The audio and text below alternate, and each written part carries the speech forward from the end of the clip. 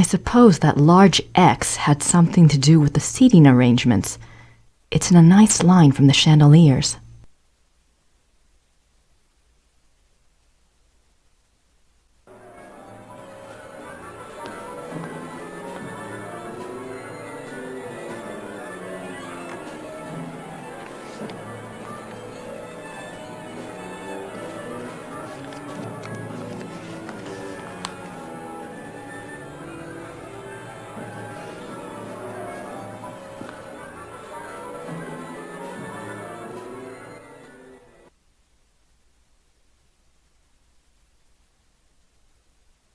The Curse of Engelhart by Richard Wagner.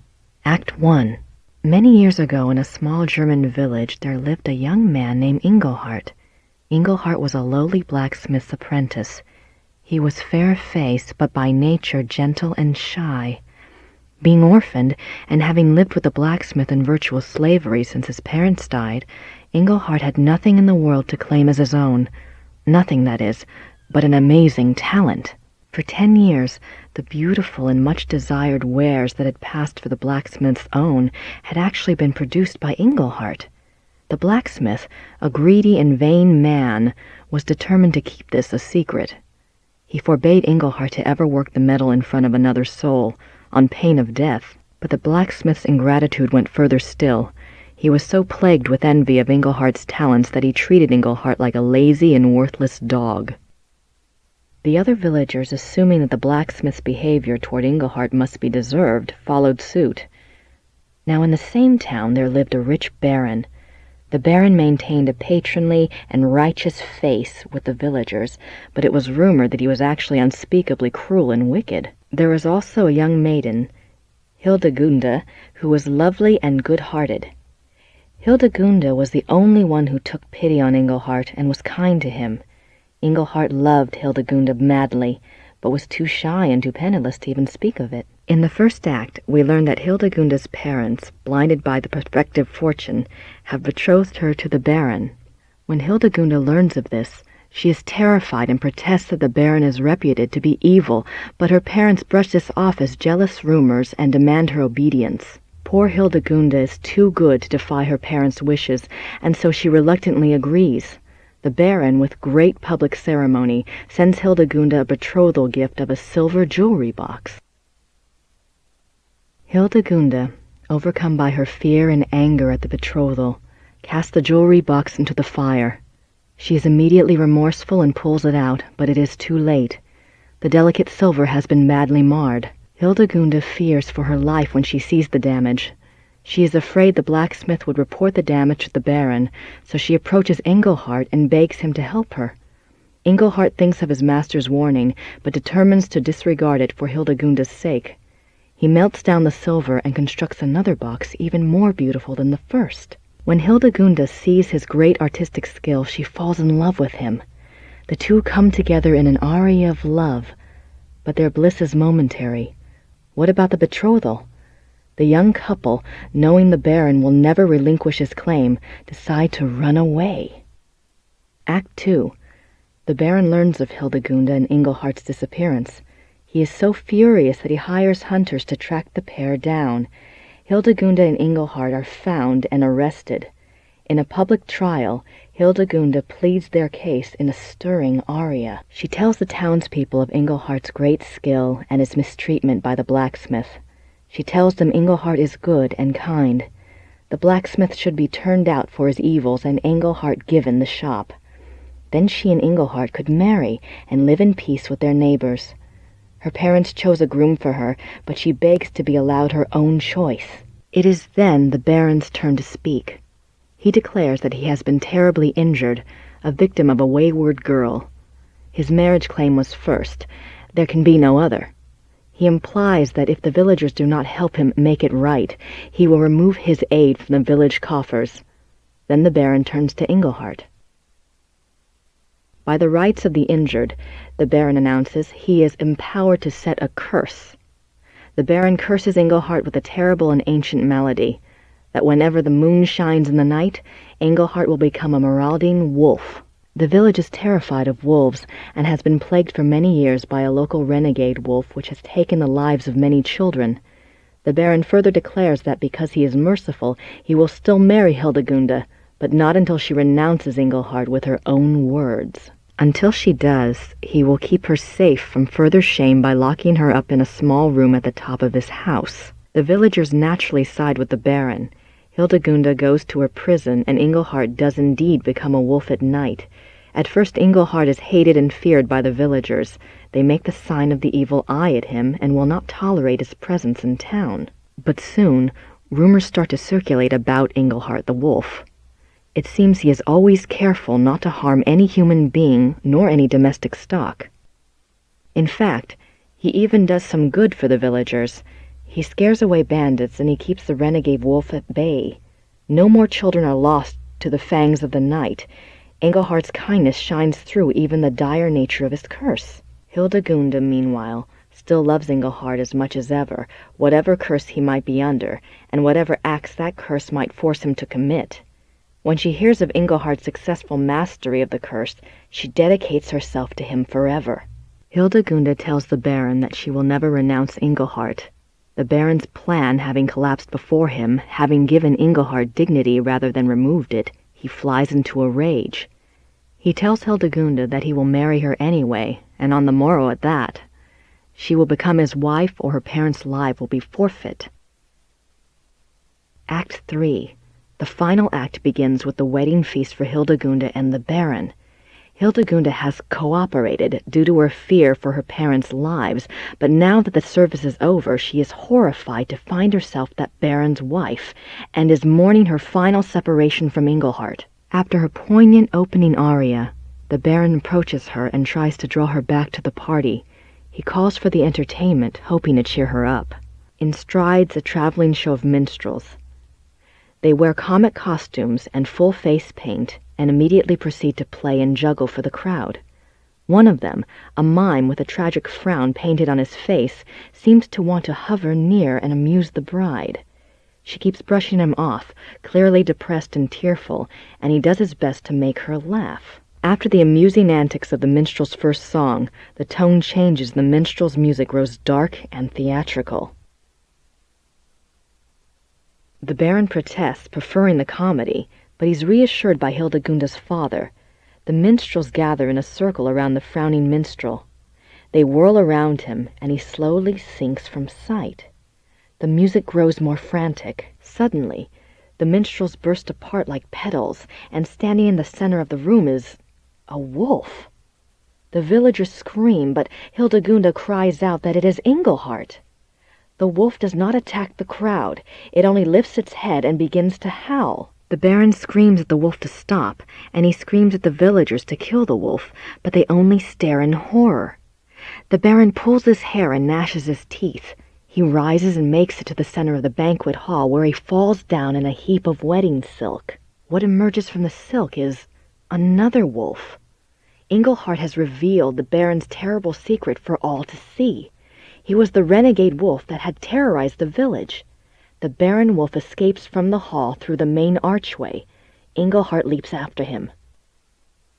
The villagers rally in a cry of horror and fury. One of the men grabs an axe from the wall and entreats the others to follow. They will stalk and kill the murderous wolf. The villagers storm through the archway. Hildegunde follows. The final scene takes place in the woods outside the village.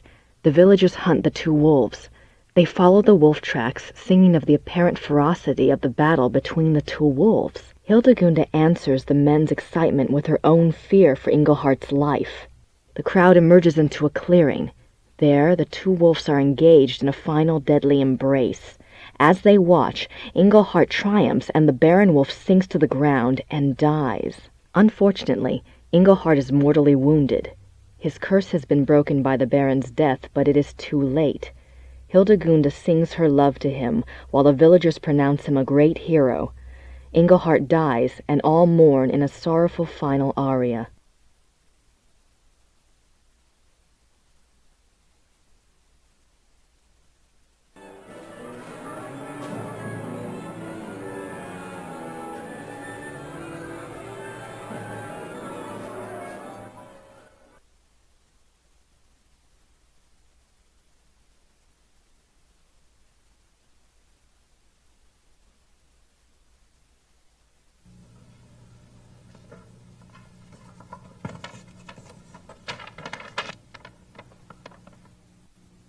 seating chart. This might be useful.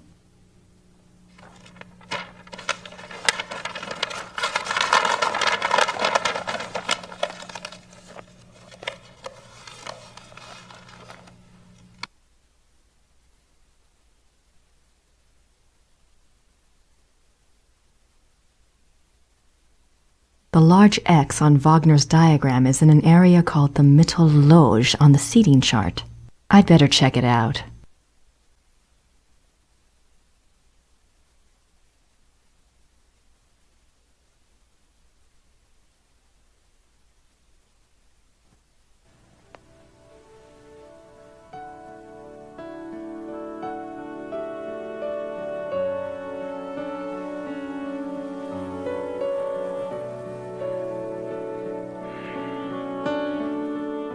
How do you feel?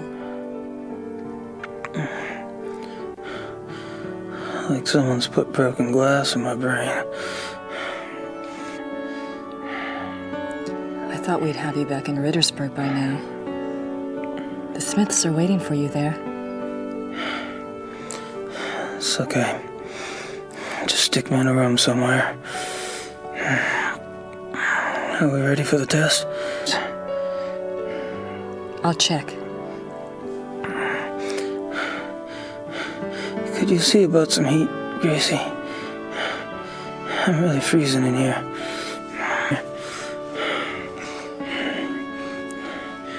Are you cold? Sure. It's cold. I'll see what I can do. Good. You do that.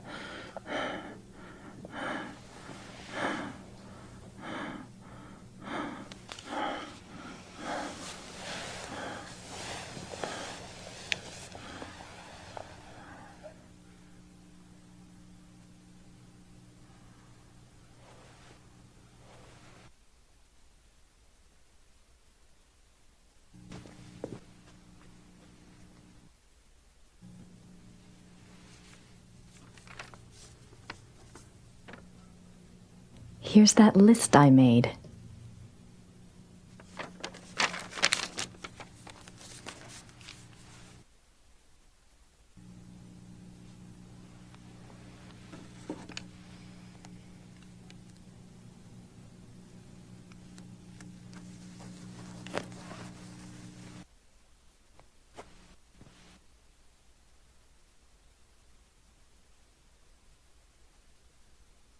I made this list of things to do.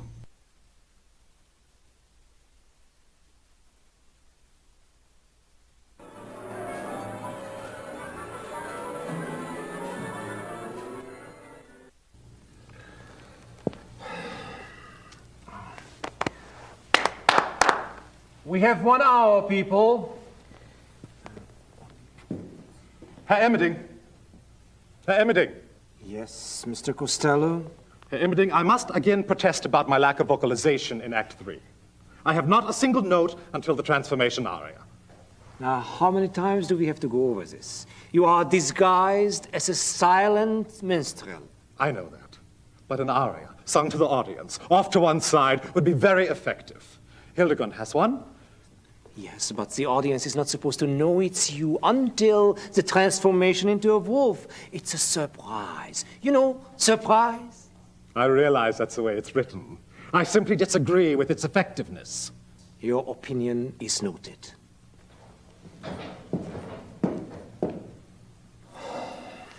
It's time to get ready, Georg. You go.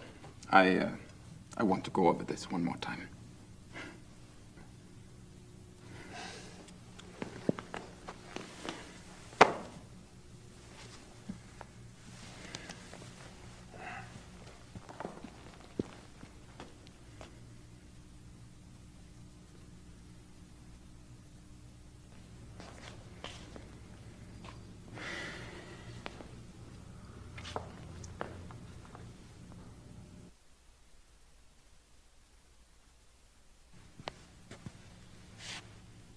Georg, I need you to promise me something.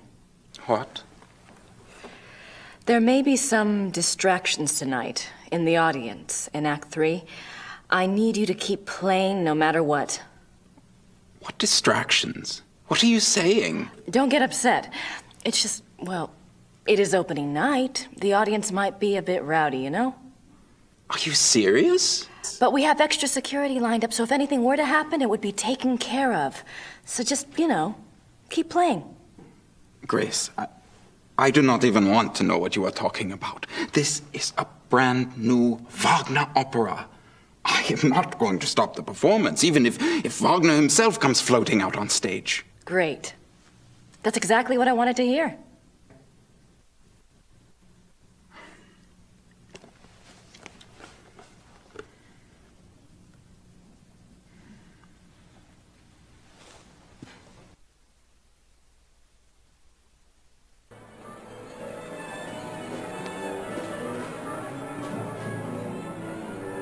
Herr Silbermeyer, I know you're working as fast as you can, but we're opening in less than an hour. I really need to run through some music once you're done. Try music. They will not fall down. I'm sure they won't, but, look, you told me they'd be done by noon. You are lucky that we could even make them in so little time. And then we drive them here special this morning. I know that. I know. You've been great. It's just... Is everything at least going according to the diagram? We make it work. What do you mean we make it work? This diagram is not so good. We make changes, yeah? Oh my God. Look, there weren't supposed to be changes. I told you to follow the diagram exactly. Maybe in 1945 we followed diagram exactly. But today, we make changes. What are you saying? These measurements are not the same as today. Now, we make the chandeliers the same distance from each other, just as marked, but the distance from chandeliers to the walls, no, not the same. Why aren't the measurements the same? This is the Wittelbacher Theater, isn't it? Yeah, but not the same Wittelsbacher Theater. The bombs hit the first one. This one is very close, but smaller. But everything looks so old. Oh, they take the art and the wood and save it. Remake theater later, after the war. Of course. Of course. How could I be so stupid? I'm a history major. It's okay. Chandeliers work good. Same distance from each other, but just not two walls. Yes. I'm sure you've done your best. Thank you.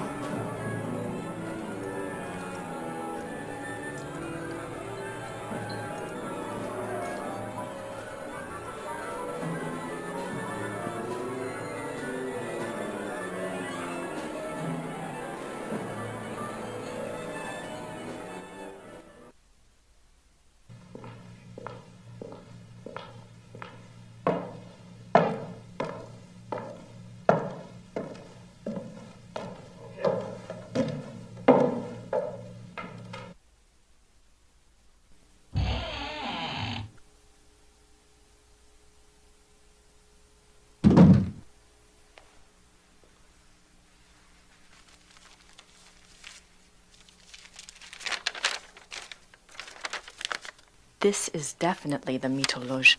According to Wagner, von Glauer gets seated here. Lieber too. Now I just need to find a way to block the doors.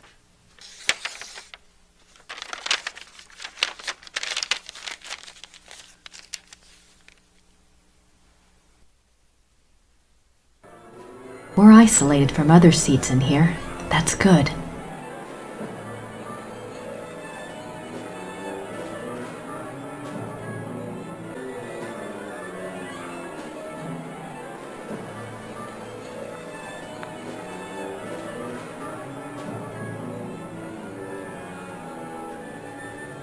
Looks like I found a spotlight, and one that's not often used by the look of it.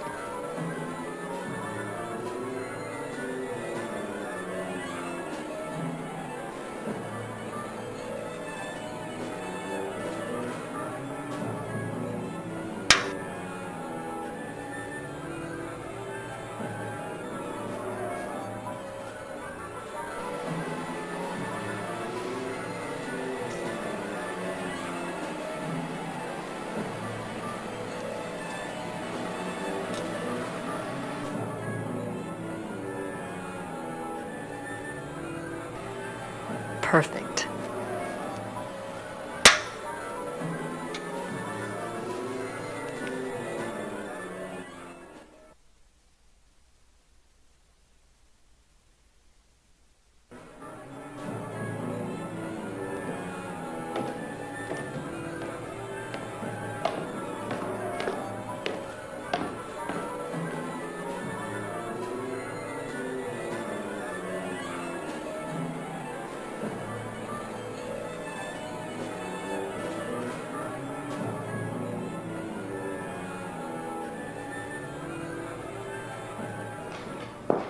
Paul. Ja. You're going to see two special invitations tonight. One is addressed to a man named Baron von Glauer, the other is Kommissar Lieber. Both will be seated in the Mittel Loge. I have it marked here. No problem. Oh, and when Kommissar Lieber arrives, please find me. I need to speak with him before he's seated. Yes, Frau Nakimura.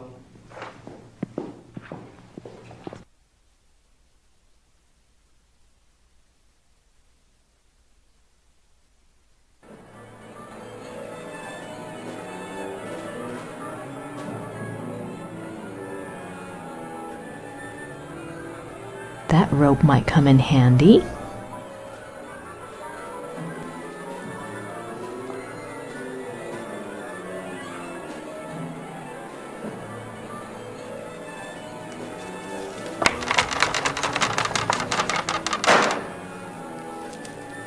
Oops.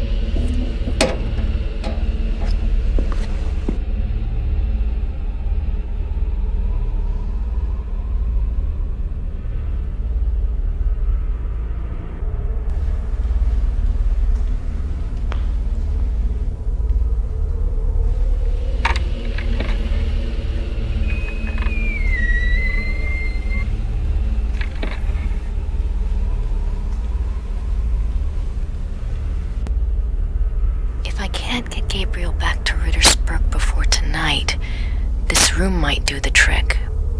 But I need to be able to lock it.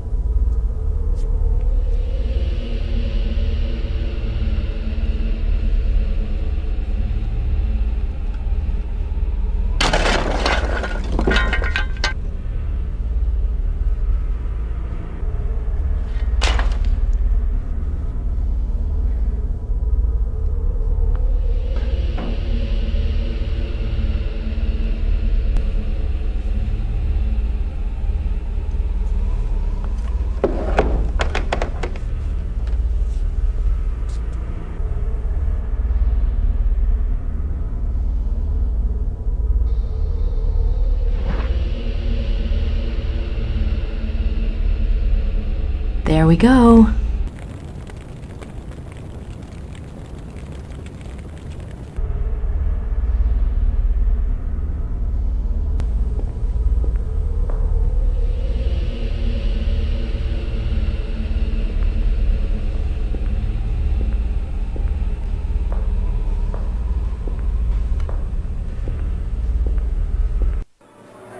Nakimura, Yes. it's time to open the doors. So soon? We're not ready. The performance starts in 15 minutes. The people have been waiting outside for over an hour. All right, just give me 5 minutes, okay? Okay. The doors will open in 5 minutes.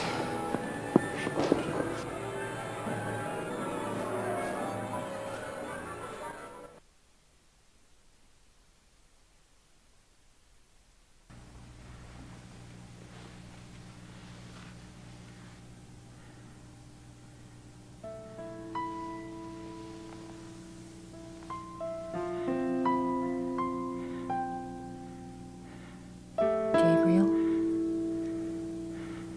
we have to move you now.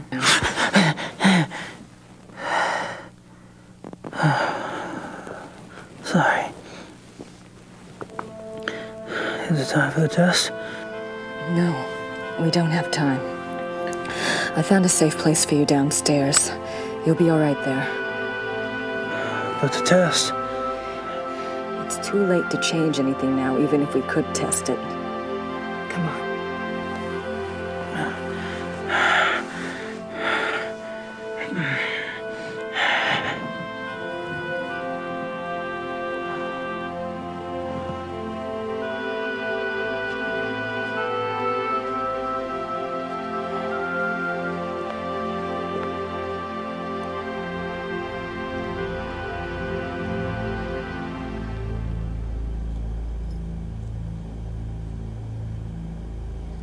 Does it work?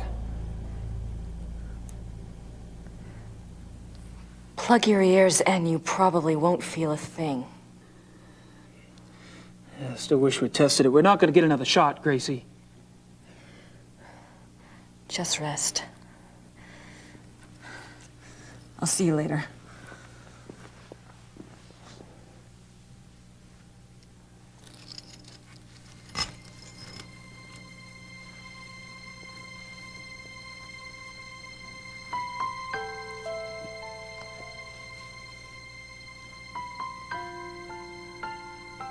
Gabriel, What? I have to tell you something. I screwed up. What are you talking about, Gracie? The chandelier foreman had to change the measurements. It's the theater. It's not the same Whittle-Bacher theater. It's been rebuilt, and this one is smaller. I'm not sure the crystals will work. I can't believe you did this. God damn you, Gracie! You did it on purpose, didn't you? Gabriel! Open the door! Open the goddamn door! No. You open the door this minute. If you can't manage a simple goddamn fucking diagram, I'll take care of things myself! Myself, do you hear me? Open it! I'm sorry. I'll do the best I can. Gracie!